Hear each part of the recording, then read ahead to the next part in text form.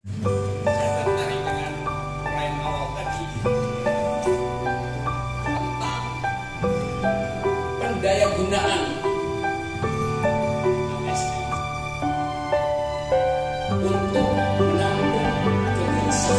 Jadi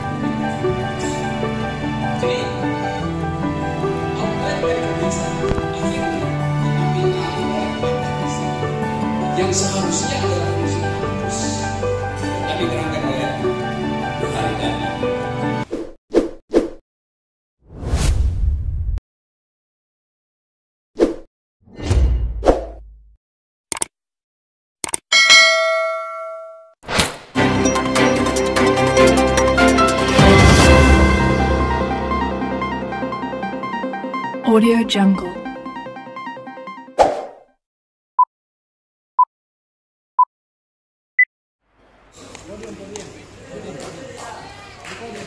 Oke, terima kasih.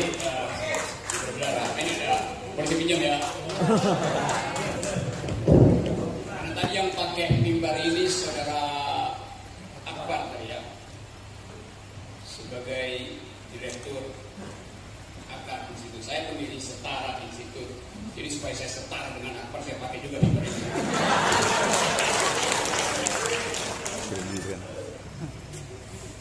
Saya tertarik dengan uraian awal tadi, saudara Akbar, tentang pendayagunaan ASN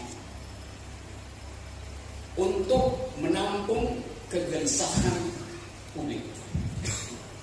Jadi outlet dari kegelisahan akhirnya diambil alih oleh akademisi yang seharusnya adalah fungsi kampus, yang tadi diterangkan oleh Bu Haryadani. Jadi agak ajaib bahwa keinginan untuk memaksimalkan IQ nasional justru dihalangi oleh kampus. Kemarin Universitas Indonesia yang menamakan diri alumni UI bikin reuni untuk mendukung Jokowi di UB di Senayan. Salah satu tergede adalah kami menolak Rocky Gerung mengajar di kampus kami. Jadi buat itu dilakukan reuni. Padahal kalau saya tanya kalian sekolah di mana, ada yang dari Cibitung. Masa yang diangkut ke Senayan seolah-olah dikasih kaos kuning lalu jadi alumni UI itu. Bahkan beberapa saya nggak kenal yang mengaku panitia. Sebagian mereka mungkin lulus dari UI, punya satu jaket kuning. Saya punya 4 jaket kuning di UI, nggak diundang.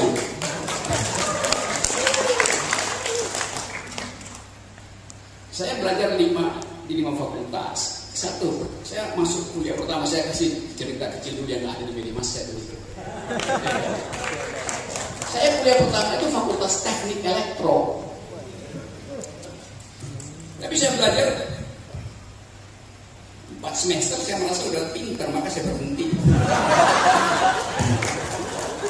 Karena saya udah bisa bongkar pasang, ngerti tentang rumus-rumus dasar fisika. Atau kan mutak-mutik ke mic yang macet tadi, itu ya paling selesai dalam 2 menit.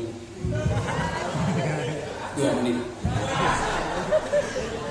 Lalu saya belajar ekonomi. Lalu saya belajar ilmu politik hubungan internasional. Lalu saya belajar fakultas hukum. Lalu saya belajar filsafat. Lalu saya mengajar di jurusan di Departemen Filsafat di Fakultas Ilmu Budaya UI itu selama 15 tahun. Kok saya nggak diundang ya? Selama 15 tahun saya nggak pernah ambil gaji saya. Karena saya diminta UI untuk mengajar, saya nggak mau mengajar. UI yang bujuk saya buat mengajar. Karena waktu itu UI banyak yang dungu.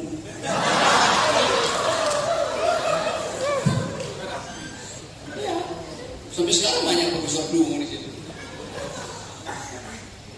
Jadi ajaib. Kemarin saya nggak diundang, bahkan disuruh diusir. Lo masa usir orang yang nggak mendaftar? Saya nggak pernah mendaftar di POI. Bahkan waktu ditanya mana ijazahnya, saya bilang, Anda minta saya ngajar, kenapa Anda tanya ijazah saya? Berarti Anda tahu saya nggak punya ijazah. Kalau Anda tahu saya punya ijazah, ya kenapa nanya-nanya? Kalau nggak mau ya udah ngajar aja. Itu 15 tahun lalu. Lalu saya bikin perjanjian bahwa saya nggak akan ambil gaji saya, silakan dipakai. Lalu siapa yang perlu beasiswa, bayar listrik, mau demonstrasi mahasiswa. Kan saya bisa hidup tanpa gaji negara. Dengan menulis di media massa, dengan memberi ceramah. Tapi itu sampai sekarang dipersoalkan terus. Apa benar sebenarnya Rocky itu profesor? Anak pernah saya klaim. Kalau saya kasih ceramah di luar negeri, saya dipanggil profesor. Biasa gitu. Tapi ada semacam ketololan bahwa seseorang itu untuk mengucapkan satu dalil, dia harus pergi di puncak pohon yang namanya profesor, puncak pohon. Padahal, sekarang saya masuk sedikit teori, kena teringat lagi. Akar institut memilih istilah yang persis, yaitu akar di dalam bahasa Latin rhizome. Ada teori di dalam ilmu sastra namanya postmodernism yang percaya bahwa dialek diucapkan tadi oleh dosen saya tadi, Bukhari. Dialektika itu membutuhkan kesetaraan. Kalau ada hierarki, tidak mungkin terjadi dialektika. Hierarki itu adalah tempat feodalisme bertumpu. Jadi di kampus juga, kalau dia disebut profesor, artinya dia menguasai pohon itu. Padahal begitu banyak profesor yang terlambat membaca satu jurnal ilmiah, akhirnya jadi dungu besok pagi, karena tidak mampu menerangkan teori mutakhir tentang fisika yang tadi malam berubah paradigmanya. Karena ilmu pengetahuan berubah setiap 8 jam. Jadi mereka yang tidak baca jurnal 8 jam, dia berdiri di sini, saya profesor guru besar, mau mengajarkan tentang theory of everything. Dari siapa? Dari Stephen Hawking. Loh, Stephen Hawking sebelum mati, dia bikin posthumous papernya untuk menerangkan bahwa desain, intelligent design itu di dalam pikiran dia itu tidak tepat. Bahwa teori tentang yang disebut sebagai Big Bang itu tidak tepat. Bahwa fisika yang menerangkan tentang batas alam semesta yang disebut Chandrasekhar limits itu juga kurang tepat. Si profesor nggak membaca hasil penelitian itu. Pagi-pagi dia mengajar hal yang udah usang. Kebetulan ada mahasiswa Makassar yang tadi malam begadang karena antar pulang pacarnya tengah malam, sehingga dia nggak bisa pulang. Dia nongkrong di kafe yang buka 24 jam. Dia search internet di situ. Dia ngerti bahwa ilmu fisika sudah berubah paradigmanya. Maka besok pagi dia duduk di kelas, dia geleng-geleng kepala. Profesor saya kok tolol banget.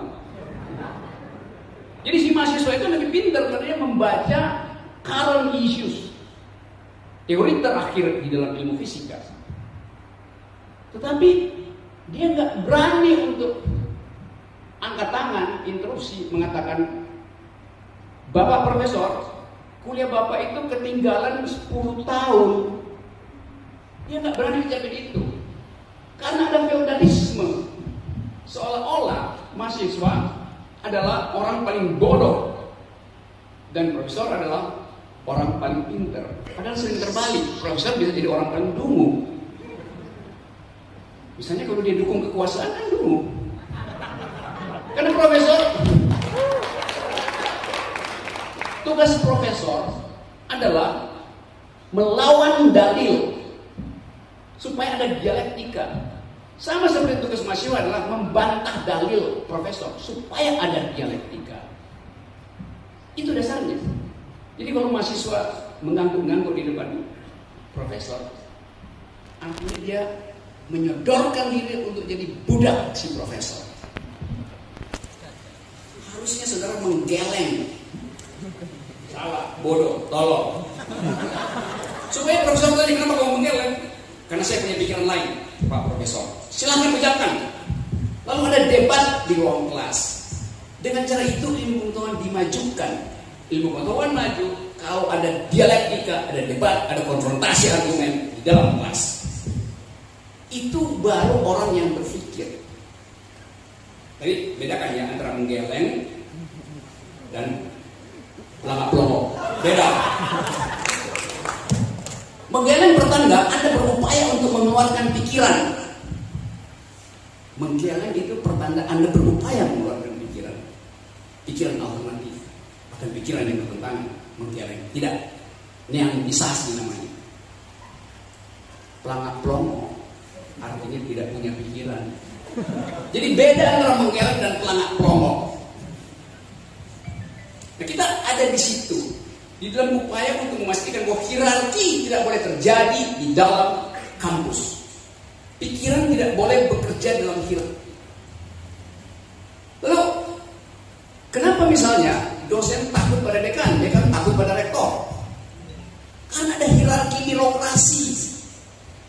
Sama-sama ASN, dia pangkatnya A4B, yang ini pangkatnya 2D. Padahal itu pangkat administrasi, bukan pangkat pengetahuan. Apa orang yang 4B dalilnya juga 4B? Itu yang dimaksud dengan kritisisme di dalam kampus. Saya balik tadi pada asal usul dari akar institut. Saya kasih keterangan aja karena mungkin belum ada yang nulis tentang asal usul akar institut. Saya sok tahu aja.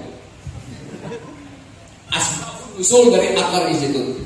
Asbabun nuzul dari akar institut.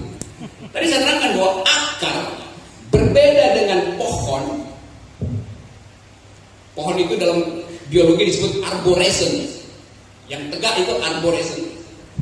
Yang di bawah itu rhizome. Jadi tumbuhan itu dibagi dua, yang naik ke atas dan yang merambat ke bawah. Pohon hanya disebut pohon kalau dia berakar. Jadi memilih kata akar artinya memilih kekokohan. Sebaliknya, pohon itu hierarkis, akar itu horizontal. Pohon tidak akan ketemu dengan pohon yang lain. Tidak mungkin ada percakapan antara pohon. Yang ada adalah percakapan antar akar.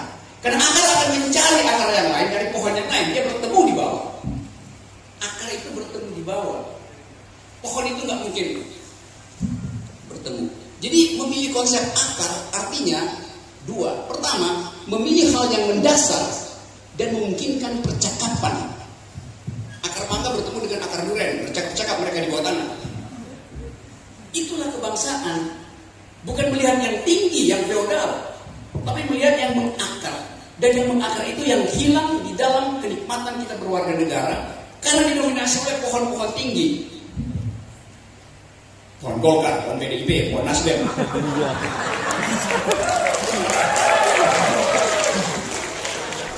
Yang seolah-olah ingin menguasai wacana kebangsaan. Saya beri contoh cepat-cepat.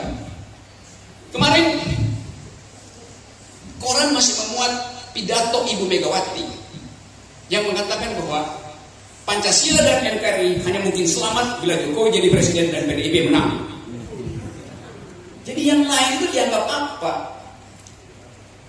Kalau partai lain menang berarti Pancasila dan NKRI terganggu. Itu pikiran pohon yang angkuh. Dasarnya apa klaim semacam itu? Oke, saya kasih poin. Oke, Ibu Mega mungkin memerlukan energi untuk menyihir masanya supaya elektabilitas tetap terpelihara walaupun sia-sia. Ibu Mega mengatakan itu. Ibu Mega mengundang kontroversi, membuka konfrontasi, sama dengan kalangan Jokowi dulu mengatakan kami Pancasila. Artinya yang lain bukan, karena begitu semiotik bekerja, begitu yang disebut sebagai dekonstruksi bekerja. Begitu saudara bikin afirmasi, pada saat yang sama saudara melakukan negasi. Kami Pancasila, kami Indonesia. Artinya kalian adalah fundamentalis.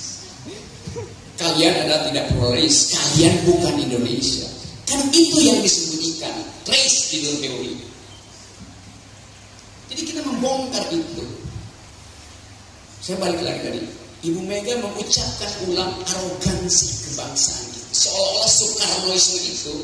Dulu Soekarnoisme nama bangsa. Sekarang jadi nama keluarga. Dikecilkan atau bahkan dikerdilkan yang disebut sekarang Soekarnoisme. Sehingga orang nggak boleh bicara tentang pikiran Soekarno kecuali mereka yang bermarga Soekarno dan yang bernaung di bawah partai yang bersimbol Bung Karno. Itu namanya penyempitan wacana kebangsaan. Dan itu menimbulkan kecemburuan, kemarahan, kegelisahan, dan bahkan umpatan. Sekarang saya tunjukkan kontradiksinya. Ibu Mega tadi bicara di dalam nada konfrontatif. Di koran yang sama, Presiden Jokowi menghimbau agar supaya di tahun politik lakukanlah narasi damai. Yuk bayangin, di sini bilang damai, di sini konfrontasi. Dua-duanya adalah petahana koalisi. Jadi ada kekacauan otak di antara koalisi itu, nggak sinkron. Mau damai tapi ada konfrontasi. Itu soal pertama. Reason political issue hari ini. Yang kedua, atau yang ketiga, atau yang keempat, saya lupa. Kita masuk di dalam upaya untuk memahami ulang demokrasi. Demokrasi itu bukan pemerintahan orang melalui orang untuk orang. Karena seringkali demokrasi bisa dipakai oleh mereka yang memiliki resources berlebih, yaitu kapital misalnya. Resources yang berlebih, yaitu darah biru misalnya. Resources yang berlebih, yaitu kedunguan misalnya. Jadi orang dungu pun bisa memerintah atas alasan demokrasi. Tadi Pohori menerangkan bahwa sebetulnya social origins dari proklamasi kita adalah kekuatan pikiran, akal sehat, yang sekarang kurang dimiliki oleh pemimpin kita. Demokrasi itu adalah government of reason through the government by the people. Demokrasi adalah pemerintahan akal melalui pemerintahan orang. Karena juga dulu demokrasi dihidupkan untuk membasmi mereka yang akalnya dimiringkan oleh ambisi, terutama sistem kerajaan memerintah tanpa akal, sesuka-sukanya raja. Karena itu demokrasi adalah kontra dari absolutisme raja. Itu ditemukan oleh akal di abad 15-16 dalam bentuk modern. Satu waktu di suatu pagi di bulan Juli tahun 1789 di alun-alun kota Paris, sejumlah rakyat menenteng kepala Raja Louis XIV yang mengklaim dirinya sebagai wakil Tuhan, yang menganggap bahwa mahkota yang dipasangkan di kepalanya tidak mungkin copot kecuali oleh Tuhan. Lalu dia tumbuh sebagai Raja Lalim di Prancis. Untuk menguji apakah dalil sang raja itu kuat, dibawa dia ke tiang pancungan, lalu dipotong pakai pisau gilotin. Ternyata putus lehernya. Artinya leher itu tidak dibela oleh Tuhan. Buktinya putus. Dia bilang nggak mungkin putus. Di situ kita punya pengertian tentang demokrasi, bahwa rakyat memutuskan berhenti mengkonsumsi feodalisme. Demokrasi ditulis persis di leher Raja Louis XVI yang adalah simbol feodalisme. Sekarang Republik Indonesia dikuasai oleh para feodal. Jadi demokrasi punya momentum. Pada orang Prancis namanya Revolusi Prancis.